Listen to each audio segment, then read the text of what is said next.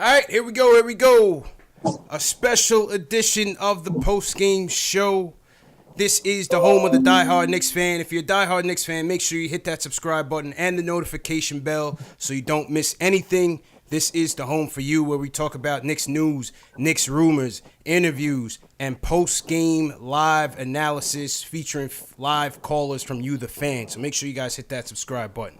CP from KnicksFanTV. My man Jay Ellis from the Nick of Time Show. Special guest with us today. He was a member of the New York Knicks for 5 seasons. Led the Knicks to the 1999 NBA Finals. And yes, he went toe-to-toe with Kobe. We got Chris Childs in the building. Chris, how you doing, man? Yo. I'm good, everybody. I'm good. I'm blessed. Glad to hear it, man. So like we said, man, thanks again for giving us the time. And we really appreciated the fan base. They wanted to hear from you. We wanted to hear from you. So thanks again for giving us a couple minutes. Not a problem. Anything that I can do to give back to the fans. It's really my first time in a long time even connecting. Yeah, that's what I mean, man. That's what I mean. So it's a beautiful thing that we're here to connect. So JLs, let's kick it off with the questions, man. All right. What's going on, Chris? I'm good. How you doing? All right, you still hear me? All right, cool. So, you started off like a short stint with a team that we won't really mention right here on the show, right? Little more volume. I can barely hear you. Talk a little bit louder. You can't. Okay, let me see. Can you hear me now better? Is that? Yeah. All right, man. So you started off undrafted, and you had a successful stint with a team that we will not mention before you got to the Knicks, and you were very successful there. So I just would like to know, how did you deal with battling with injuries when you first got to the Knicks, and like battling for minutes with Charlie Ward trying to get into that starting lineup, especially after having a successful stint with the previous team? Well, the thing is, when I got to New York, after leaving Jersey, I had a talk with Ernie Grunfeld when they came after me during free agency. And, he told me that the position wasn't promised, but in my mind, I've waited 5 years and then, in the CBA and then another couple years in Jersey to hear my name called in Madison Square Garden. That was like a dream come true. Even though I came from the West Coast, I was always a Clyde Frazier fan. Hey. So when I found out that I was going to New York and was playing in the Mecca, it was my job. I was going after it, regardless of who else was there. I have a lot of respect for Charlie and all the other guys, but I was coming to get that spot. Oh, of course. That's what you come to do. Now, did you guys play one-on-one a lot, you and Charlie? Well, we had times where, after practice, guys were playing one-on-one, but Charlie and I, at the time when I first got to New York, after leaving Jersey, I was a scorer. And Charlie was, a playmaker at the time, setting up the offense and stuff. And so I had to, change my game up to complement everybody else. So I sacrificed, my scoring and stuff because all I wanted to do was win. And Charlie was the same way. So what you're saying is you beat Charlie one-on-one. I beat all of them one-on-one, to be honest. It didn't matter who you lined up. John, Spree, any of them. They all can get it. Facts. Now, Chris, man, 99 was a special season. It was certainly a Cinderella run that was captivated by so many special moments. So I just want to go through a couple of these moments and just give me a take on, what was the play and what was the reaction by you and the guys in the locker room. Let's start with Allen Houston, Game 5 of the 99 first round against our hated Miami Heat. We down by 1 with 4 seconds left. Draw up the play, man. What exactly happened?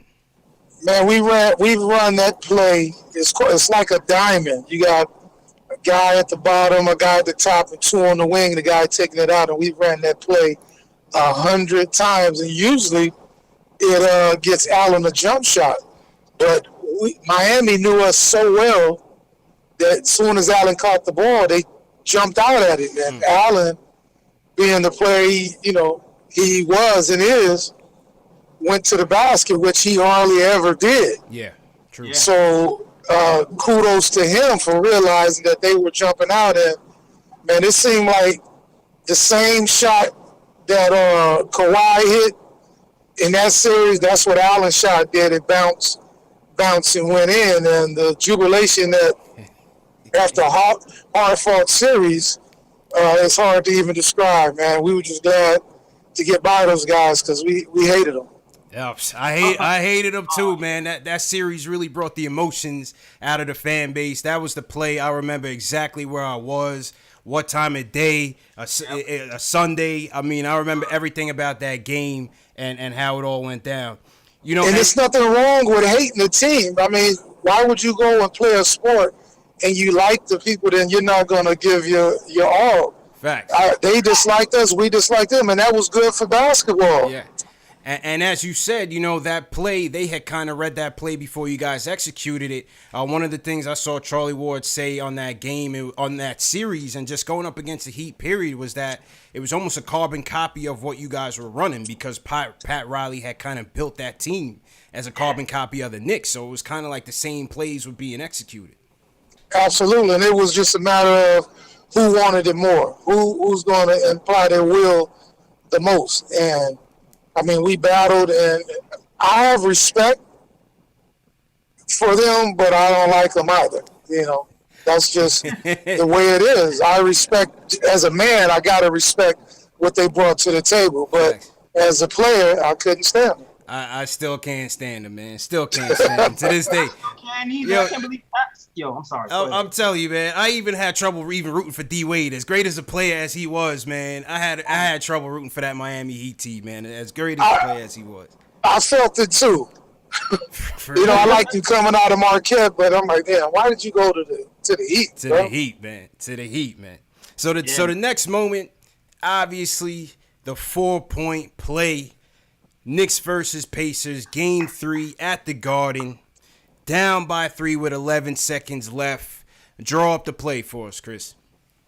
It was the same play that we ran, but they double-teamed Allen. Allen came down from a screen from LJ, and they double-teamed, so LJ popped back to the ball on the baseline. I think it was in front of the Pacers bench.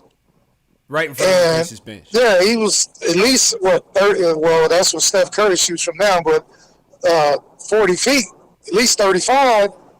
And I can't believe, I think it was Antonio that was guarding him, either him, one of the Davis brothers was guarding him, and I'm like, I know they go back off, and we got a shot, but LJ shot it like he shoots a regular three, and when that thing went in, man, I had to go to point guard mode and let LJ know, look, we got to make this free throw. All we did was tie the game. And if you ever watch the film, he's all excited, and I'm getting ready to get excited, but then I go to point guard mode, and I calm him down. Yeah. And the one thing about LJ that a lot of people don't understand, he sacrificed a lot for the team. And I was happy for him at the time, and I was able to talk to him throughout the times that we played together, and he would accept it, whether he was playing good or bad. So I knew I can go to him and calm him down, which he accepted it and was able to knock down the free throw, and the Pacers was history. Was that the greatest game or the most electric you ever felt Madison Square Garden? Oh, without a doubt. Without a doubt, man. It felt like after he hit the shot, and like the roof was getting ready to come off. When the fans jumped up, it felt like the decimeter, whatever they have with the football games, with the noise, whatever. I think we busted that thing. Do you remember what the vibe was like in the locker room after that game? You know what, man? We were excited, but we wanted something more. We were greedy at that time. I wish we would have been greedier throughout the whole season, and we wouldn't have had that, all the troubles of trying to get in. But yeah, we just wanted more, man. And, like I said, I was so happy for him because of his back injuries and all the sacrifices he made offensively for other people to succeed, and for him to hit a big shot like that was dope. It was big. It was big, man. But, you know, on top of 99 being a historic season, it really didn't start out that way. I mean, you guys were really up against the odds from the jump. I mean, we had the lockout shortened season. We had two major trades, two major pillars of that team of the 90s Knicks were gone. We traded John Starks for Latrell Sprewell. We also traded Charles Oakley for Marcus Camby.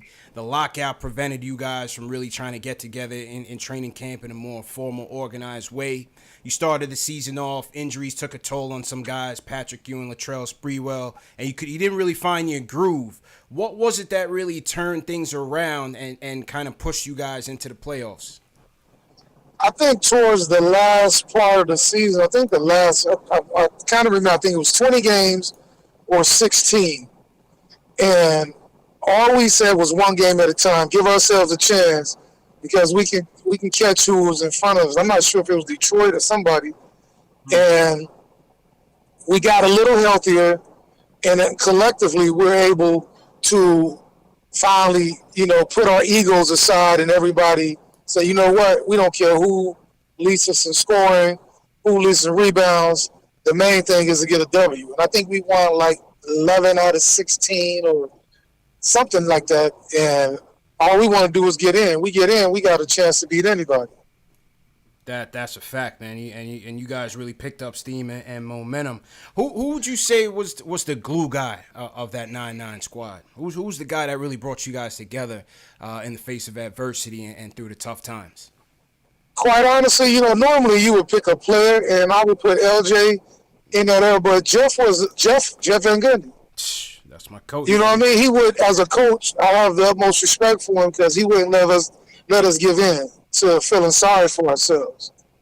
And we seen how hard he worked and how hard he studied and to get us prepared. It wasn't anything that he did wrong. All he can do is give us the game plan. Right. And we got to go out there and execute. We weren't.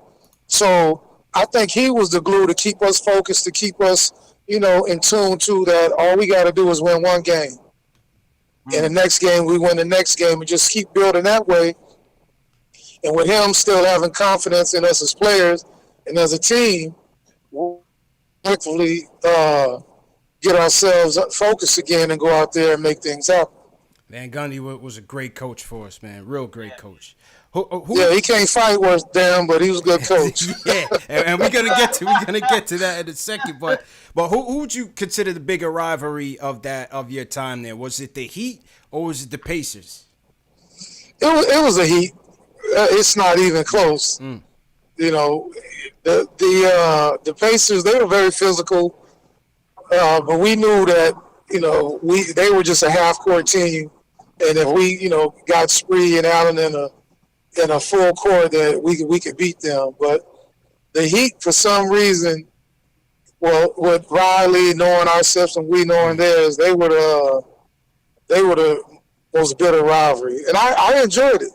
I enjoyed going to Miami and shutting the fans up. Yeah. Which play on that Heat team got under your skin the most? Was it Tim Hardaway? Because you guys. Yeah. I already been mouthing off lately. He said something in an interview lately saying that if he saw me on the street, we would fight. Whoa. Which is a lie. But it's cool. It's cool that he says that, and he lucky that I got into it with Kobe because I got warned not to get into any more fights because he was next on the list. Tim Hardaway was on the list, Jay Ellis. He was on the list. He was. Yeah, I know he felt some type of way when we drafted Tim Hardaway Jr. I know. I'm sorry, say that again? I know he felt some type of way when we drafted Tim Hardaway Jr. Yeah, he played a little dirty, so, a few elbows here and there. But like I said, I don't mind the elbows below the shoulders, but above the shoulders, we got a problem. Facts. Now, since we talking about the physicality of that era and that rivalry, let's go to Knicks Heat Game 5, the 96 NBA playoffs. Charlie Ward, the most mild-mannered of mild-mannered men, gets flipped over by P.J. Brown and a brawl ensues. What was going through your head when all that went down, man?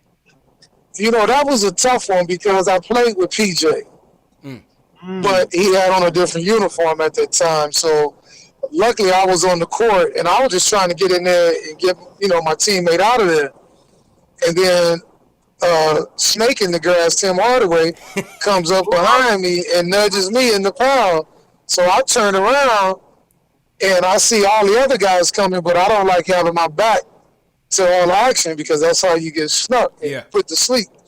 So I was just trying to get Charlie out of there, but I just hate that it happened like that because honestly, that team that we had then, we was gonna do a lot of damage. Wow. So you thought that team was the team rather than the 9-9 team. The 9-6 team was the team. Yeah, that team was mentally tough. That was a mentally tough team. So we had a really good chance that year, but like I said, things happen when you play the Heat, and the new rule of coming off the bench, which I know was brought to case because of Kermit Washington back in the day, hitting Rudy Tomjanovich. So I understood that, but it was a lot of guys that had a pinky toe over the line and got suspended. So it was crazy, man. We lost Ewing, H2O, John Starks, and LJ. I mean, how did you guys kind of? What was the vibe like in the locker room after that game? After that whole thing went down, we were disappointed, but the mental toughness of that game was next man up, and my mindset, I was trying to go out there and get 40. Because I was like, well, I got to score more, and which I did in the first half. The second half, it didn't go that way like I wanted it to, but we were just mentally tough, and they just had a little more talent on the court than we did, and I think we ran out of gas. Yeah, unfortunately, man, we would end up going to lose Game 6 and Game 7. But as you said, Game 6, I believe you had a great game, 20 points and 9 assists. That was big. That was big, man.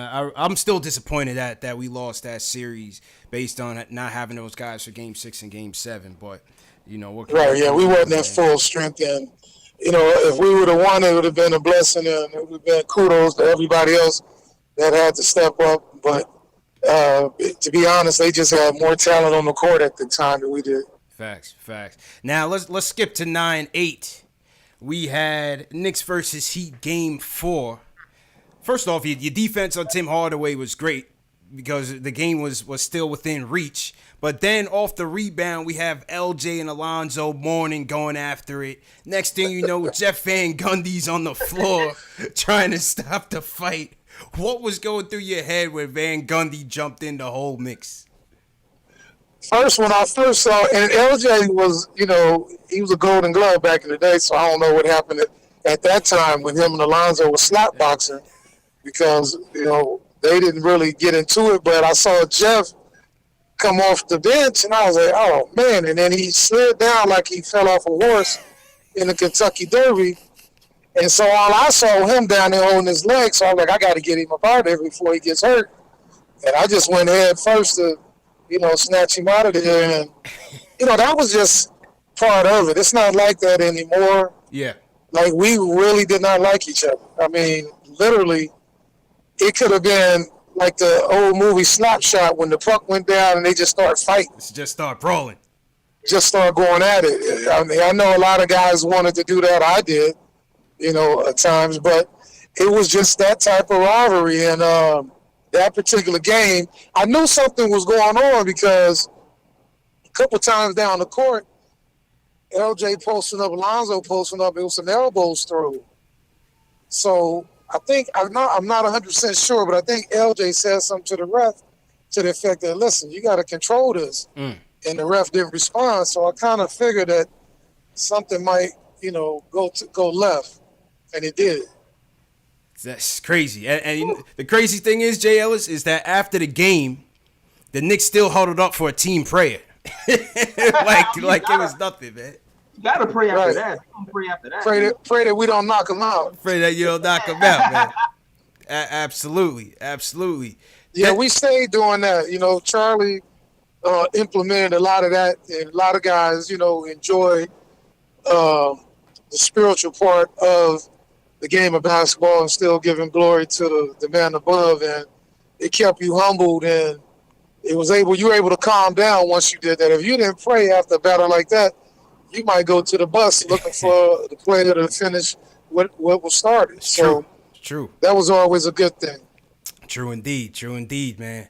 All right, let's get to the one. A lot of the fans, they were like, make sure you ask him about Kobe. Yeah. What happened here? We're creeping up on the 20th anniversary of this altercation. First and foremost, what happened?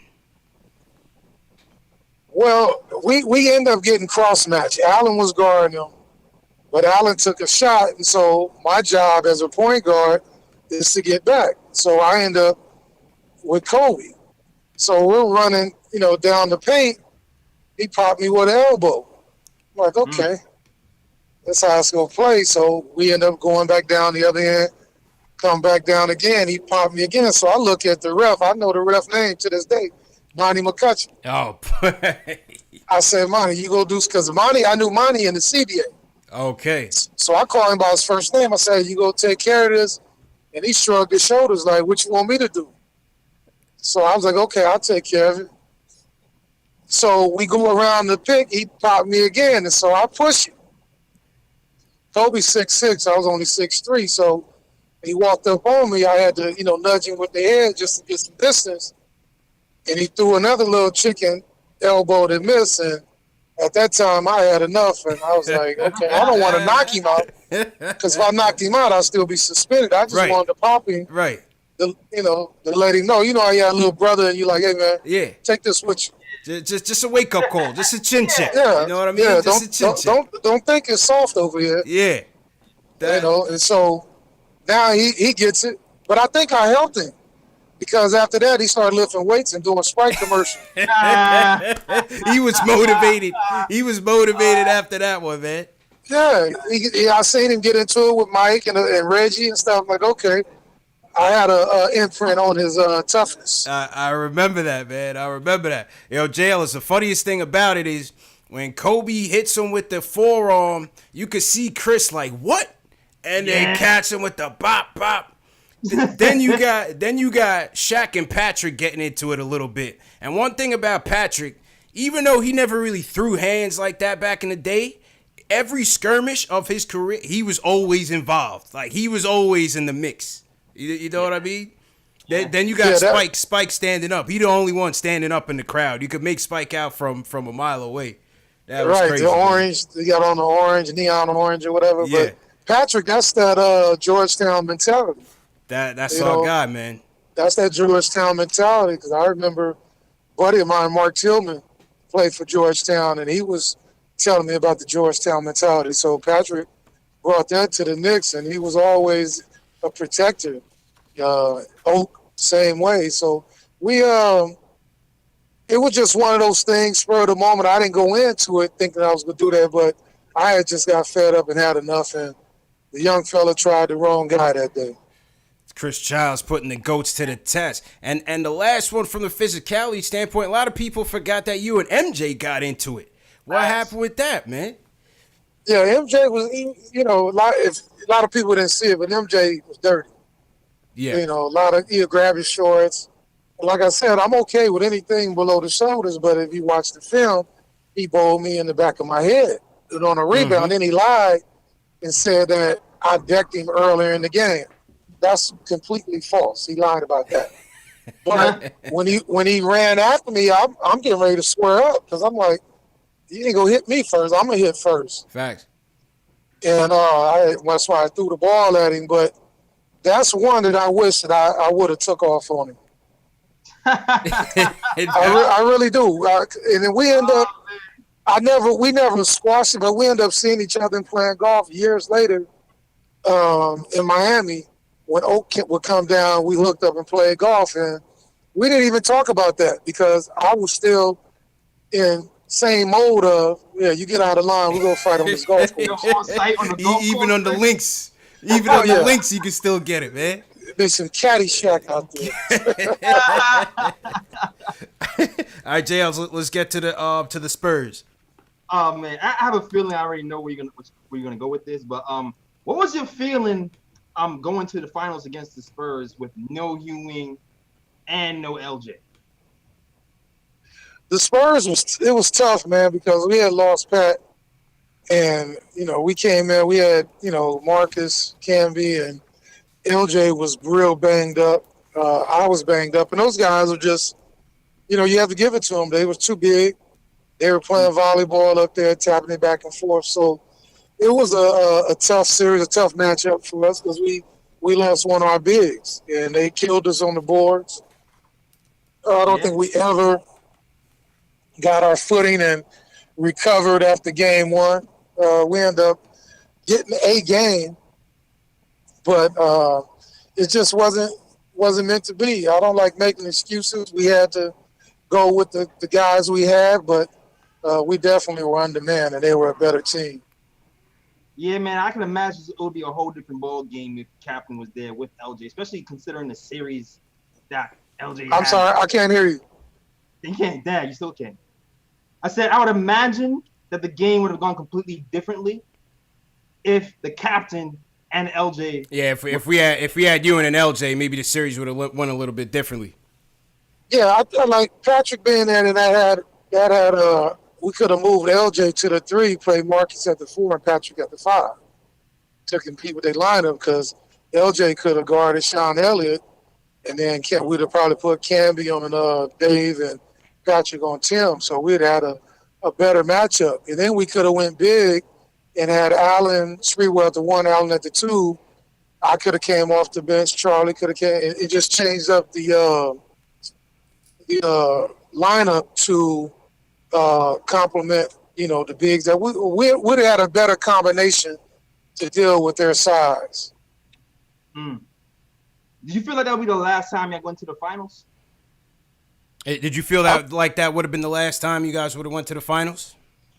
I didn't think it would have been because I think having those guys on the team for a full training camp and getting back, but they decided to go another route, and that was that last run. Hopefully they can bounce back and get some guys in there that are willing to sacrifice their own personal goals for the team goal.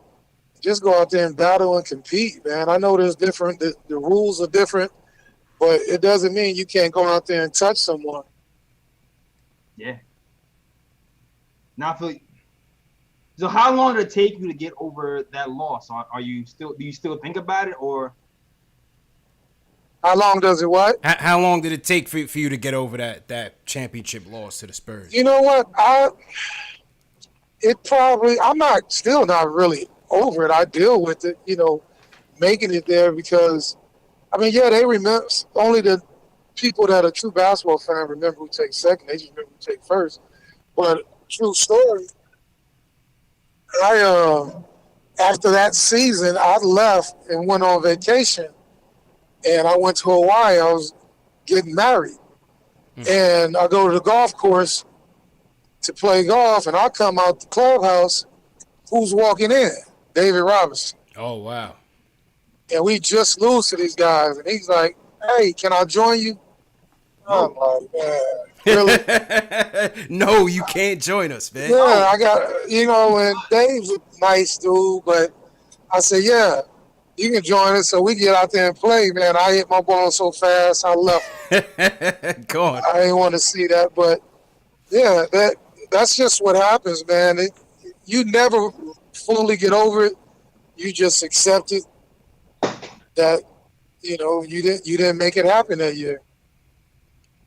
It's tough, man. It's tough. So now, in the middle of the 2001 season at the trade deadline, you get traded to the Raptors. What did that feel like? You gave 5 solid seasons to the Knicks, went to the finals with that team in '99. What happened in that day? How did you find out you were traded, and how did you feel about that? Man, I was hurt. I was crushed, to be honest, because the deadline was at midnight. I was in Hackensack, New Jersey at Celebrities, a barbershop that Derek Coleman owned. I used to get my hair cut by my man Ali.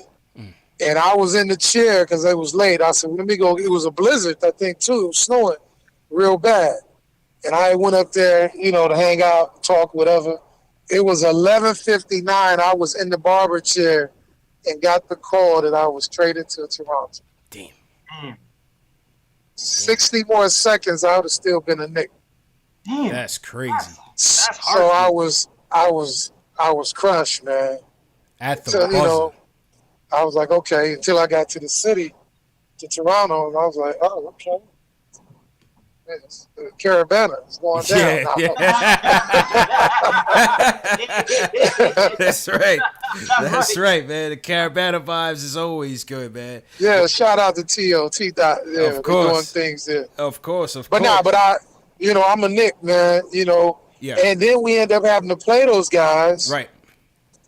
And so I had mixed emotions about that, but I'm on a different team now, so I got to give them the blues. But it was hard seeing those guys on that bench, seeing them shoot around because they shoot around and we come in, so we cross paths and give the hugs and handshakes and whatnot. So, but Oak was like, man, we ain't shaking nobody's hand, man. We ain't, we ain't doing none of that. So, I shook a few hands, man. Don't be mad. I'll talk to you tomorrow.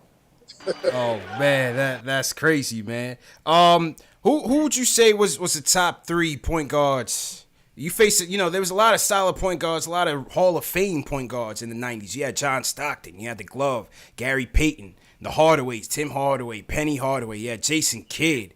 I mean, you even had guys like Terrell Brandon, who was a nice player. In his man. prime. Who would you say is your top 3, the toughest that you ever had to face? That's very hard to say, man. But let me give a shout out to Gary Payton. We getting ready to be in-laws. My son is getting ready to marry his daughter. Oh, get out of here! Oh, wow, that's crazy. Yeah. Nice. So that's my brother, my in-law. So shout out Gary. You in the top 4. I can't. Yeah, you in the top 3. But anyway, that has to be the gulliest grandfathers ever. Yeah, right. yeah. So we both 50. So we go play some half court 1-on-1. Okay. But man, people don't give him that credit, man. You say AI, but AI was a 1 and a 2. Yeah. So, but like you said, Terrell Brandon was tough, man, because he had the herky-jerky style. My boy Rod Strickland Right, yeah. was the truth. Right, true. He was the truth. John Stockton wasn't like a difficult guard to guard because it was pick and roll. You needed help. Kevin Johnson was a monster. KJ. Yeah. Back in the day, and I was able to play against Magic at the end of his career. But off the back, man, Terrell Brandon and Rod Strickland don't get the credit they deserve, man. True indeed. Those man. cats were the real deal. Absolutely, man. Couple more rapid fire questions before you go, Chris. How you looking on time, by the way, Chris? Just keep. No, we good. Okay. Right. On those 90's teams, who was like the team jokester? Like who would always, do the pranks and everything on that team? Probably me. I was a comedian. Then we had the end of my stint in New York, Rick Brunson. Okay. He was a clown, but it was mostly me. And any stories you could share on that you did? I can't really put them out there like that, but I have some couple funny stories about John Starks. Okay. Oh, tell that. Yeah. We need to hear that. Yeah. And John, he gonna tell me, he gonna say, no, that wasn't John. It's true, bro. I was there. So we used to go to dinner together, me, John, Patrick, and Oak and LJ when we got into town. So we used to go to, when we went to Cleveland, there was a mall in a Ruth Chris. That was our favorite restaurant. So we're all sitting down and getting ready to order. And John was like, yeah, man, I think I'm going to have the lobster.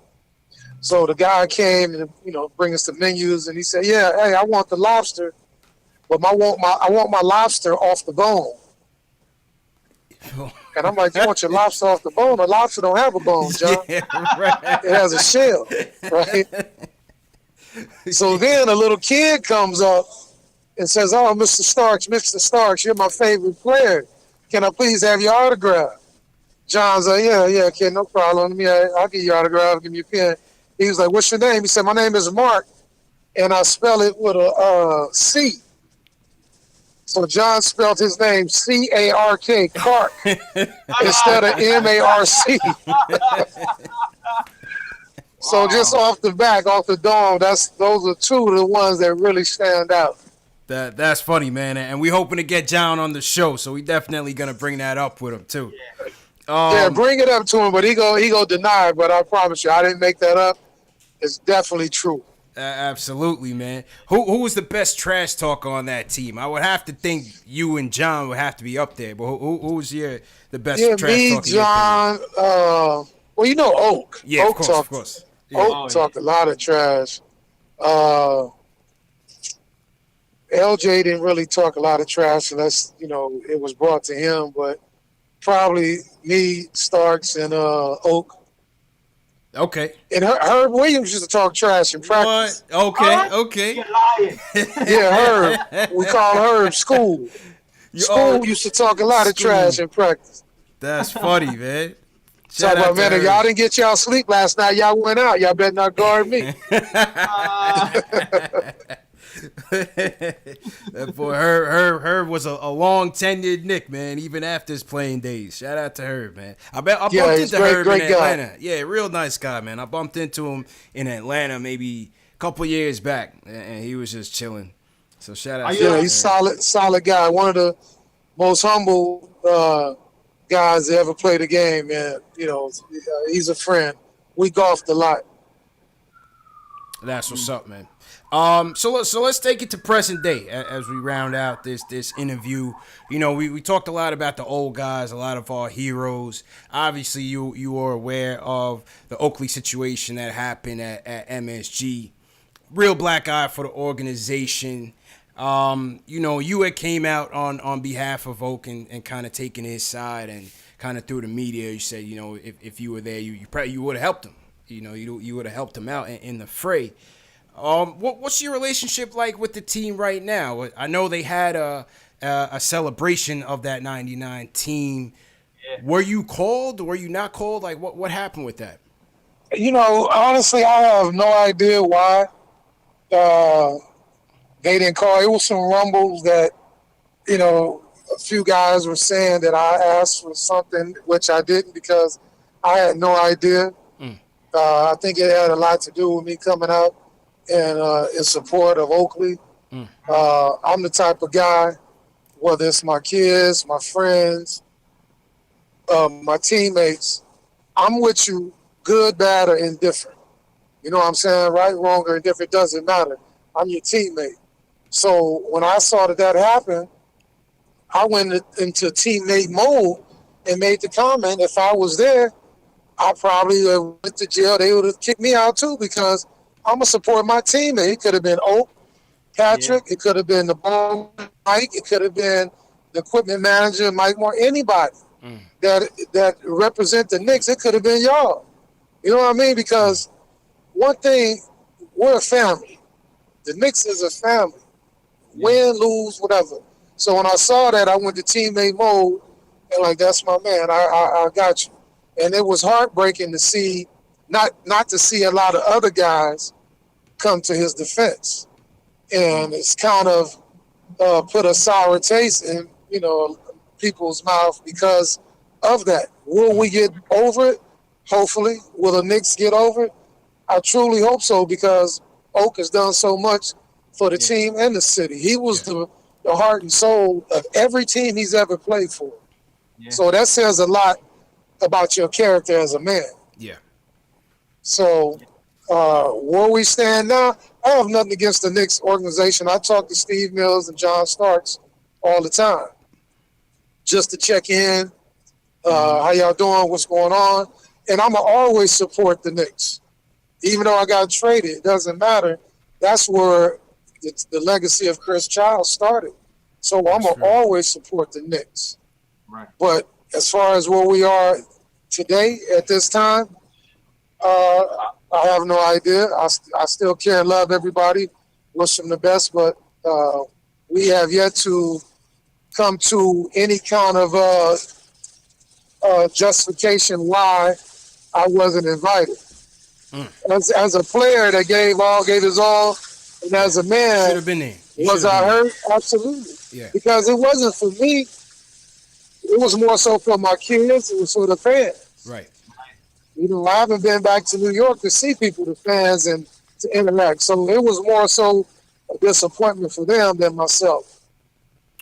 True indeed, man, and you definitely deserve your ovation, your flowers from the Garden faithful. Hopefully, today's show will bring us closer to that moment, and hopefully one of these days, the relationship will be repaired and restored, man, because we definitely I'll don't come. want to see I'll come to a game anyway, and I'll bring my own flowers. I hear that. I hear that, man. What do you think about the current roster and the direction of the team now? It seems like after you were traded, after the captain was traded, I mean, things have gone downhill since. We only have 5 winning seasons since that time. It's been a tough haul. What do you think about the direction that the team is going in the current roster? Well, I think they're going in the right direction. I think the coaches they brought in, he has that mentality to get the guys to understand their rules and to come together collectively as a group. I have no idea what happened with the Porzingis situation. I still am like boggled how he was let go. But the kid that they got from Duke, he reminds me a little bit of Walter Berry. He don't have the scoring mentality of a Walter Berry, but he has a little bit of his game. It might be because he's left-handed or whatnot, but I think that's going in the right direction. I like Knox's game.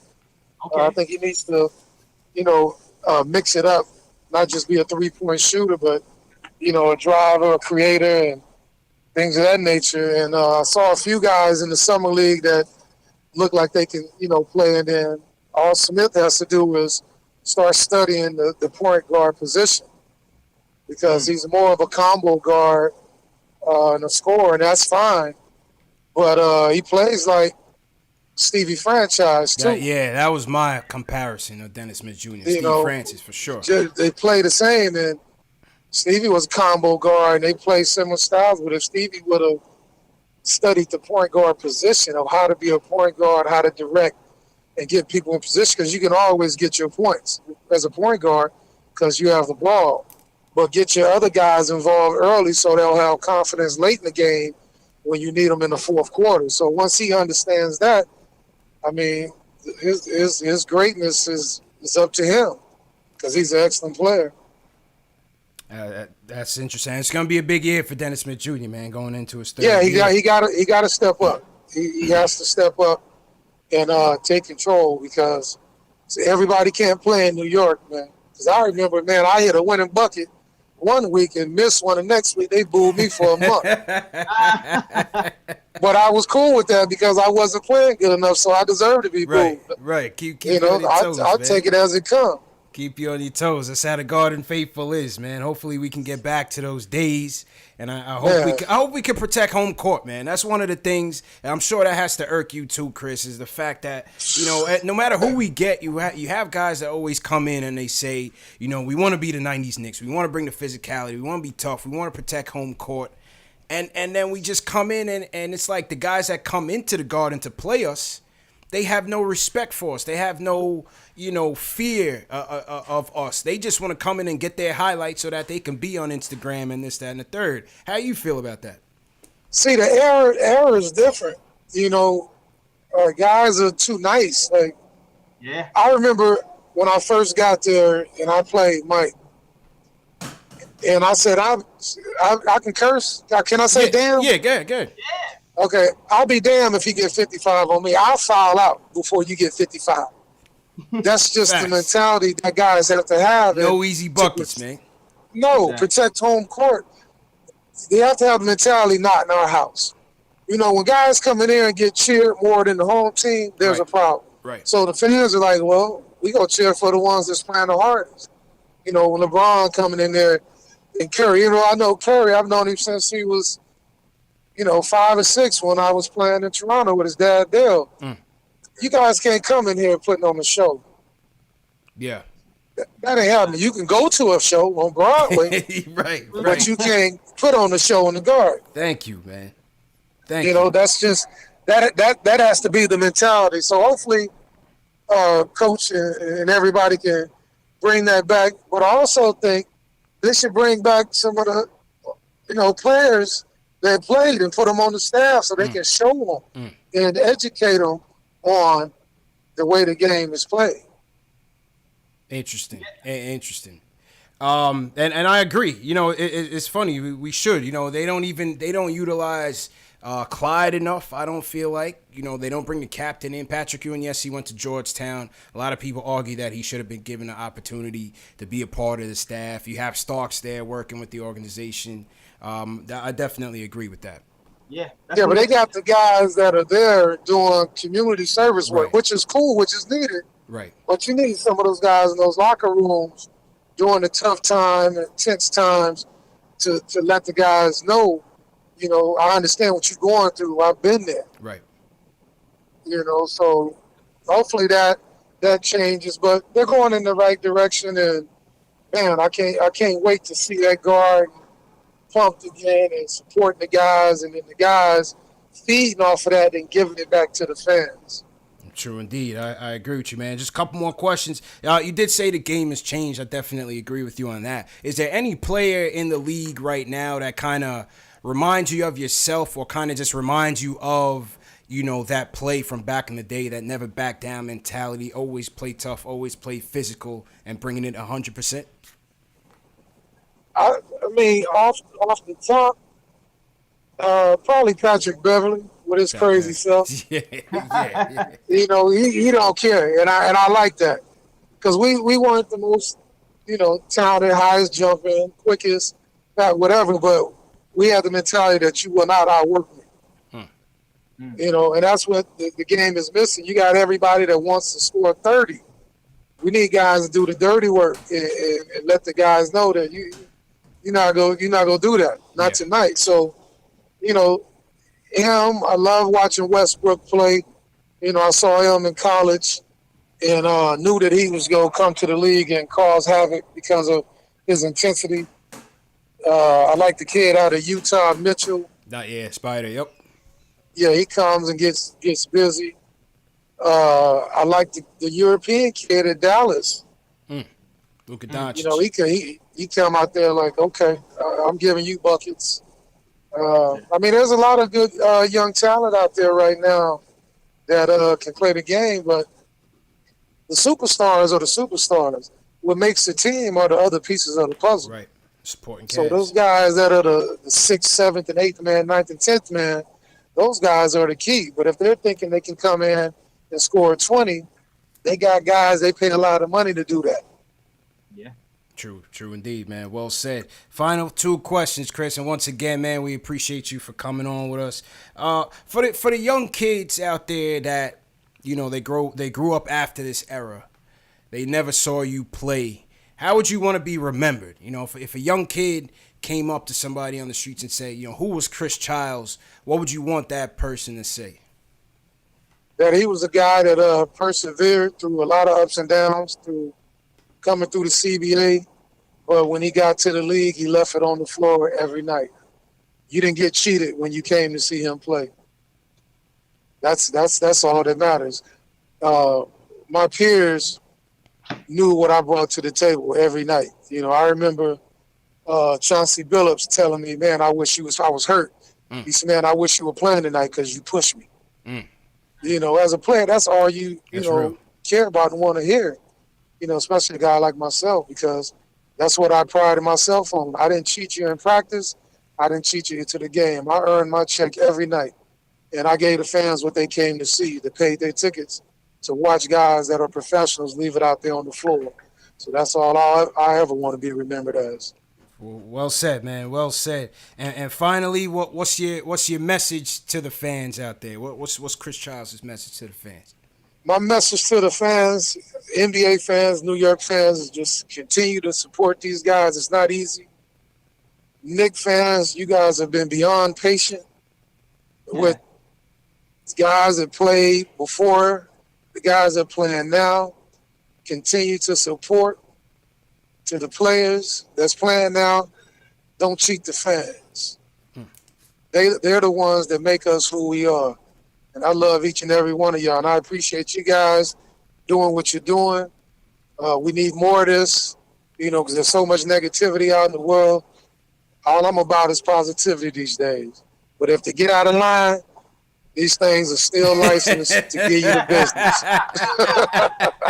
There it Even is, at man. 51. There it is. There it is, man. And now, Chris, you said you going to the Boise State, Florida State game. Or did you call Charlie, or you just think I didn't get. I tried to get a hold of him, but I was there. We left before the game was over to try to beat traffic because we got a hurricane coming. So I got to get home and take care of stuff. But yeah, I made it down there, man. It was good to see the guys and interact with the college kids, man. And I just wanted to make sure that I was available at 4 o'clock, to talk to you guys. But let me say one more thing before we go. Mm-hmm.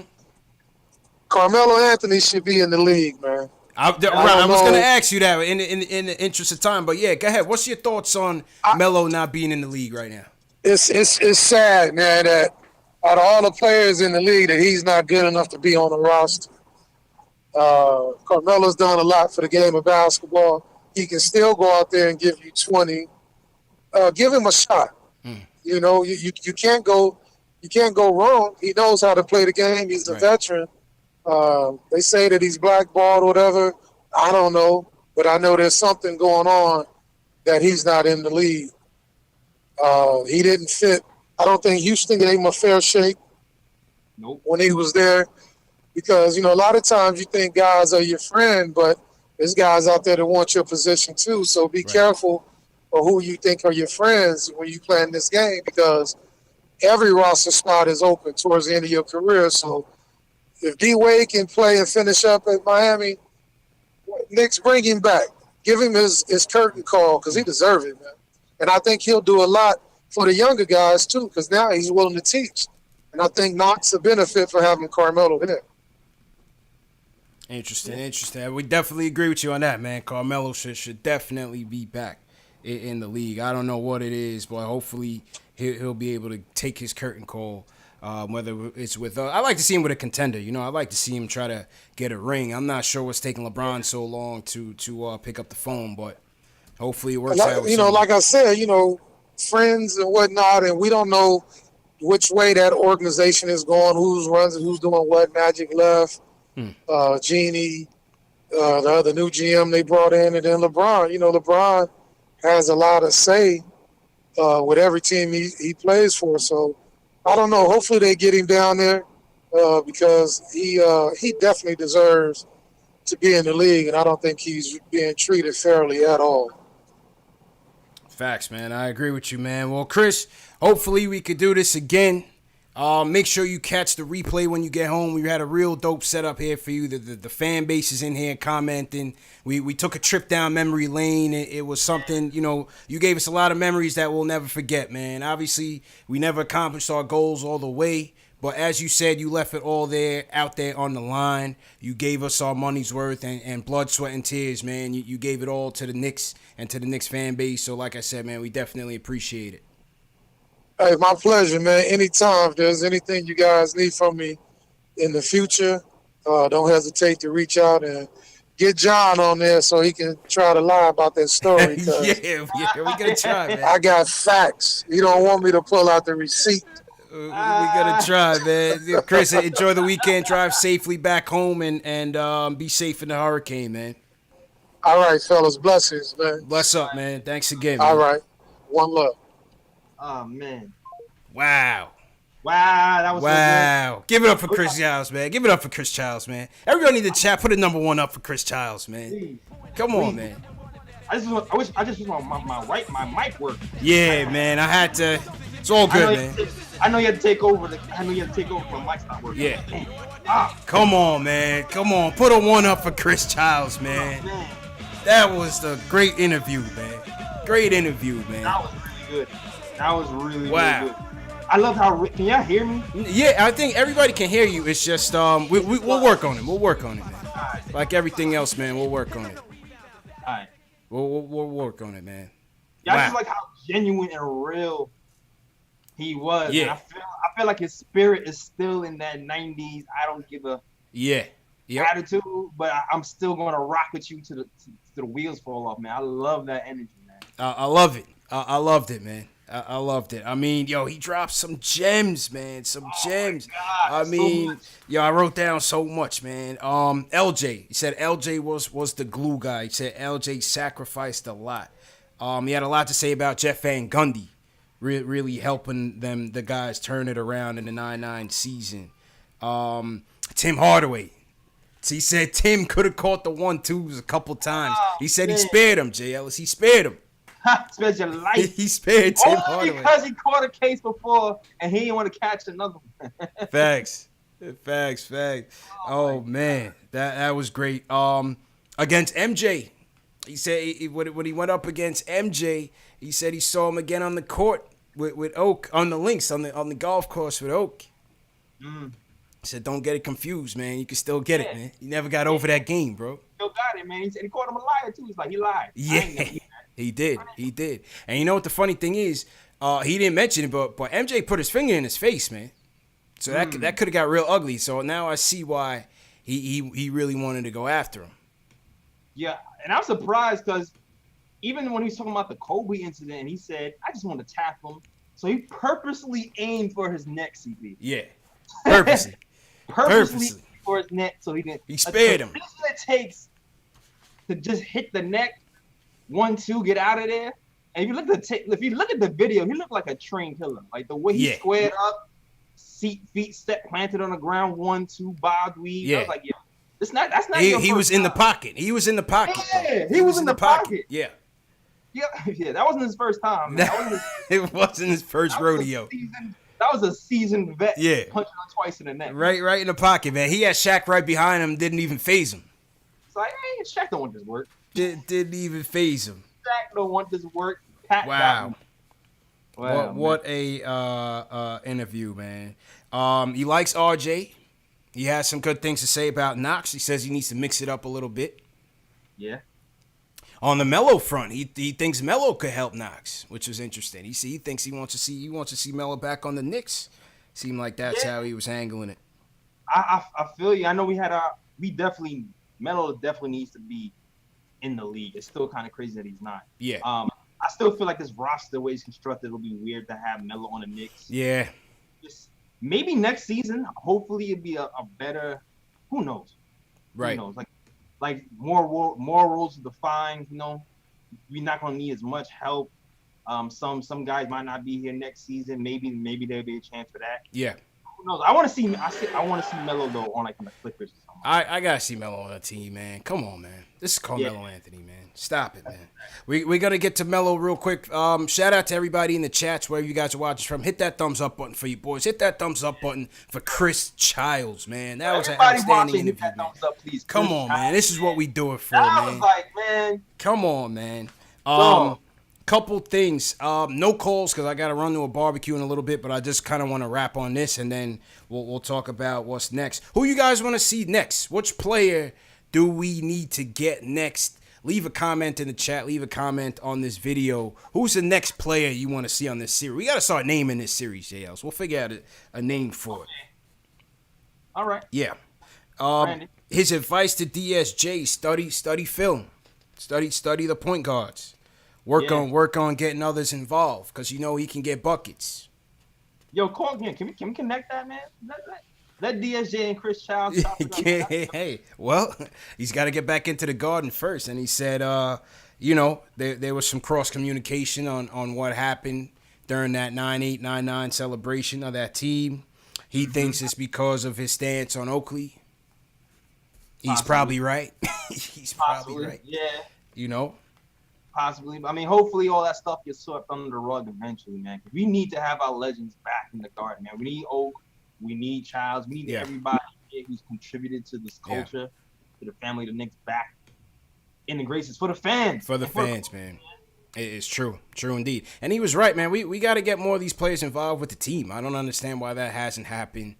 I know Starks, for one, did say he doesn't want any parts with coaching. He did say that. Yeah, I did hear him directly from his mouth. He said that. And hopefully if we get him on the show, we'll talk to him. Chris, go ahead. Now, I will say I do like how the Knicks started to kind of bring players in last season for practices. Yeah. That was a good first step for us, like having Walton and having, Rasheed Wallace. And, Patrick Ewing in the beginning of the season. But it'll be cool to have somebody there like more frequently. But that was a nice first step. Absolutely. He said his message to the players: don't cheat the fans. That was real. Don't cheat the fans. He said Patrick Beverley was a player that most reminded him of himself or of that playing style of the 90s. We definitely agree with that. Oh, man. I feel like everybody would say that. Definitely agree with that. Some of the other guards he likes in the league: Luka Doncic, Spider Mitchell, Westbrook. Yep. Westbrook. Yep. He said Chauncey Billups was a player that said that he always pushed him. That was real. Chauncey, shout out to Chauncey. He was a great player. Yeah, he was a great player too. Great player, man.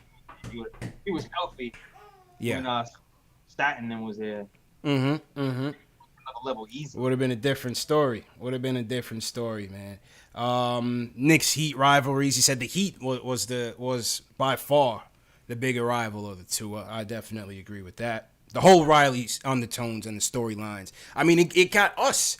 Yeah, I was telling you, it got us emotionally involved in it. Yeah, man. Like, to this day, I still can't. I can't respect Miami Heat to this day. I just see Trader every time I look at the Heat. I'm telling you. To this day, I cannot respect it, man. I feel you. Crazy, man. And it's crazy because when he came here, I feel like he came here after Pat Riley left. He did. Mm-hmm. And he still kind of felt the heat from the past players over here. Yeah. Who have that, don't like him. Bye. They immersed themselves in the rivalry. It was crazy. Yeah. Crazy, man. Wow. Shout out to everybody in the chat watching once again. I showed you guys a picture of Chris rocking the Kobe shirt. I'm also wearing it myself. Shout out my guy Tuck, man. My guy Tuck sent me the shirt in my lifetime tees. A lot of you guys in the chat said you would like the tees. My guy Tuck sent me the link. It's in my video description. Hit the link in the video description to get your tees, and that's courtesy of In My Lifetime. They sent it to Chris. Chris is endorsing it. He loved it, and he took a picture of it and threw it up on his gram. So the link is in the video description below. If you want the t-shirt, you can get yours today. Shout out to Tuck and In My Lifetime tees. Somebody said they want Charlie Ward on. Charlie Ward? Okay. I see a lot of Starks. I did see Eddie Curry and Jerome James. They trolling me. TM, thanks for posting the link. TMs did post the link to the shirt, so appreciate that. That was great, man. I'm still buzzing off that interview, man. That was great. That was amazing. Yeah. I was watching it like, wow, this is happening. Yeah. And in all fairness, bro, and to you guys watching, the original interview was intended to be a video interview. This is why I'm showing you guys the screen that we have set up. The middle screen was meant to be Chris on video. But he hit me up last night, said he was going to be traveling on the road. So you always got to adjust when you're doing these things live, like I always say. So we did it audio, and I think it came out great. I mean, you guys in the chat, let us know what you think, and let us know after this live stream goes off. Yeah, it was a good compromise. I think it was a good compromise, man. Yo, man, when you grew up a Knicks fan, like, dude, you think you was 10 years old, watching the Knicks 11, 12, that you will be like 20, 30 interviewing Chris Childs? Never thought of it in my entire life, bro. Never thought of it in my entire life, man. This is nuts, and then talking about all the past stuff that you. happened and like the in between, the nitty gritty details of this beef and this relationship. And that is like, what? I gotta watch this again, man. This is weird, man. I'm not gonna lie, this is weird. It's crazy. It's crazy, weird man. Being a fan of your whole life, and then being in the interview, Yeah. even if your mic ain't working, it's crazy. It really is crazy. Even when I was like putting the highlights together, I'm watching all this for like it was the first time getting goosebumps. Like, I don't think I stopped smiling for the first 10 minutes of this interview when he was just recapping memories, because it was kind of like I was putting myself back in that place as a kid. Like, wow, I remember how I felt when this and this and this was going down. It was crazy, man. And it was cool. It was like, and he was so like, shout out to the Brooklyn Fire Department. Yep. That's all good luck. Yeah. That's all good luck for the day. And he was like mad real though. It was like mad. You can tell it was all from the gut. Yeah. From the heart, yo. Definitely from the heart, man. That was a solid interview, man. Once again we appreciate Chris Childs for the time. Thanks again for everybody for watching, man. This was really good. Couple things real quick. Like I said, I want to get to the calls, but I got to run to a barbecue, so I don't really have time to take the calls. Me and Jay Ellis and Terry had a solid session live from the KnicksFanTV studio in downtown New York City. We're going to put that content up for next week as we gear up for training camp. We're less than a month away from training camp. Things are going to start happening very quickly, so look out for that content. We're getting ready to gear up. We'll have some more live streams coming up, get to talk to you guys and as we get ready for the 2019-2020 campaign.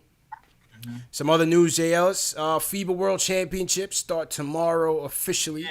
Official tissue. And all eyes will be on, well, for me at least, it's going to be on Frank and Team France. See how they do. They are in Group G with Germany, Dominican Republic, and Jordan. So as we know, France is coming in there with the French Prince, Nicolas Batum, Rudy Gobert, my guy from Orlando. Is that going to be on the ESPN app? I'm not sure what channel. We'll put it up. I'll put it up in the community tab. Let you guys know. Obviously, I'll have the highlights from that game as well. And, we just want to see how Frank is doing. We want to see how Frank is doing. I'm hearing that he's supposed to be starting in these games. So, Germany's going to be Dennis Schroeder is going to be playing for Germany.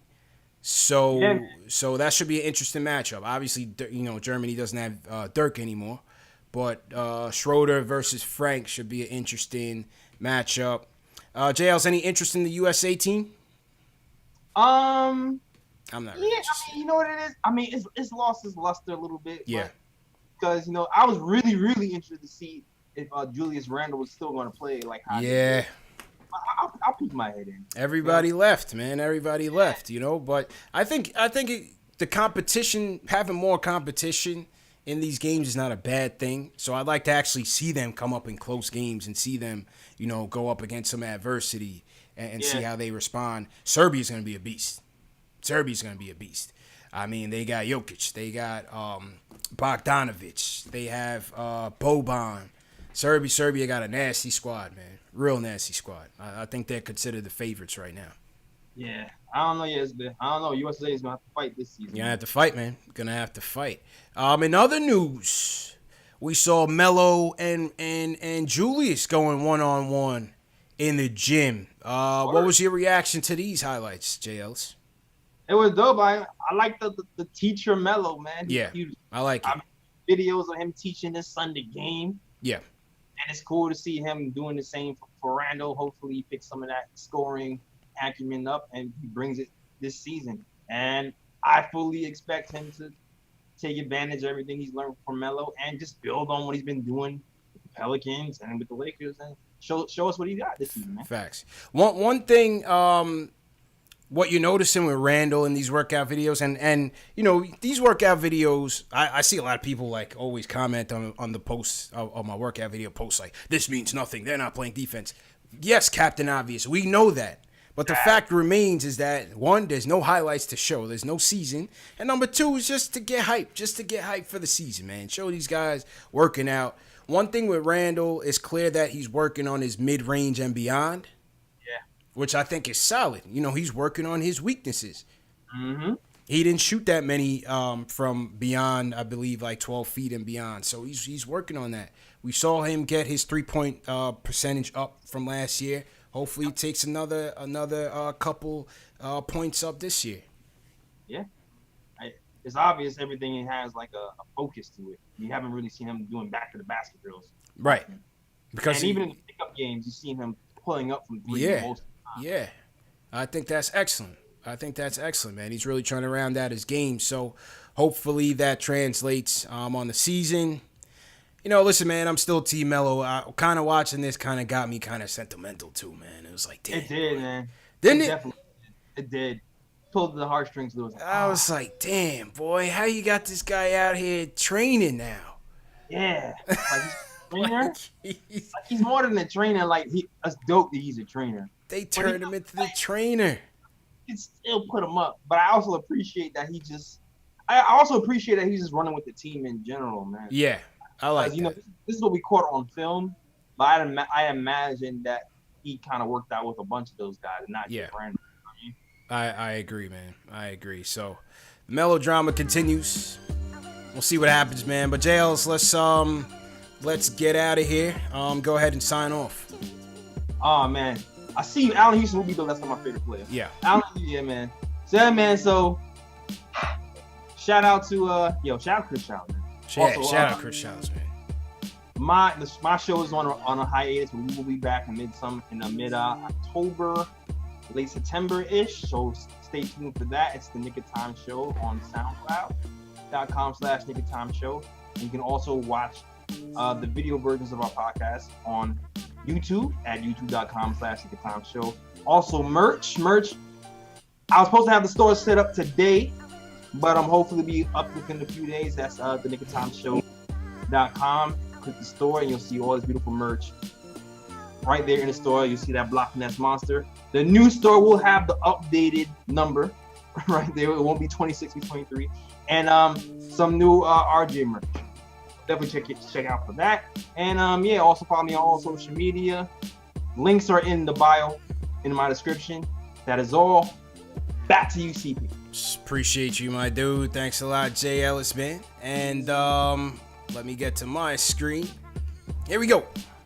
Appreciate you, man. Great job, man. And hey, salute to everybody watching, man. Big thank you. Special thank you to Chris Childs for making this interview great for us. Salute to everybody watching on this Saturday. Happy Labor Day weekend to those of you in the U.S.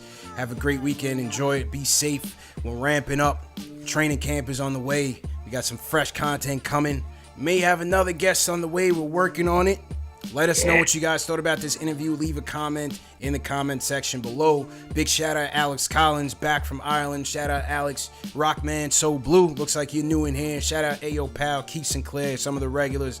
CP the artist in here. Cadillac Music Group, I appreciate it.